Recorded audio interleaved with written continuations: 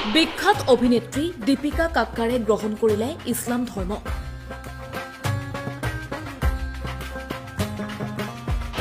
ইছলাম ধৰ্ম গ্ৰহণ কৰি নাম ললে ফেজা। ইতিমধ্যে জনপ্ৰিয় অভিনেত্ৰী দীপিকা কাক্কাৰে ইছলাম ধৰ্ম গ্ৰহণ কৰা বুলি আনুষ্ঠানিকভাৱে স্বীকাৰ কৰিছে।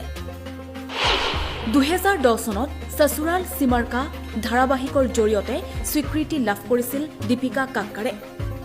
তেতিয়াৰে পৰাই জনপ্ৰিয় অভিনেত্ৰীৰ খিতাপ লাভ কৰিছে দীপিকাই।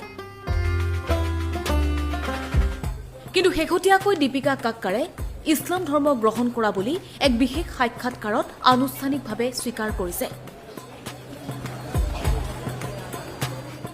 ইয়াৰ পাছতে দীপিকাৰ ফেন্সসকলে প্ৰকাশ কৰিছে অসন্তুষ্টি। দৰাচলতে 2018 চনত দীপিকা কাক্কাৰে সহ অভিনেতা শোয়েব ইব্ৰাহিমৰ সৈতে বিবাহ পাশত আবদ্ধ হৈছিল। ভূপালত বিবাহ পাশত আবদ্ধ হৈ এটা সুখী জীৱন আৰম্ভ কৰিছিল দীপিকা আৰু শোয়েবে। কিন্তু দীপিকাই ধৰ্মান্তৰিত হোৱাৰ কথা স্বীকাৰ কৰাৰ পাছতেই ছচিয়েল মিডিয়াত একাংশ লোকে অসন্তুষ্টি প্ৰকাশ কৰিছে। কিন্তু এই সন্দৰ্ভত এই সিদ্ধান্ত মোৰ ব্যক্তিগত বুলি প্ৰকাশ কৰিছে অভিনেত্ৰীগৰাকীয়ে।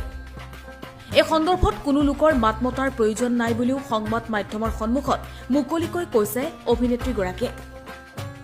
পৰিয়ালৰ সন্মতিতহে ইছলাম ধৰ্ম গ্ৰহণ কৰা বুলি স্বীকাৰ কৰিছে অভিনেত্ৰীগৰাকীয়ে। দীপিকাই বিগ বছৰ লগতে বহুকেইখন জনপ্ৰিয় ধাৰাবাহিকত অভিনয় কৰিছে। কিন্তু জনপ্ৰিয় অভিনেত্ৰীগৰাকীক ছচিয়েল মিডিয়াত একাংশ লোকে এই সিদ্ধান্তক জনাইছে সমৰ্থনো।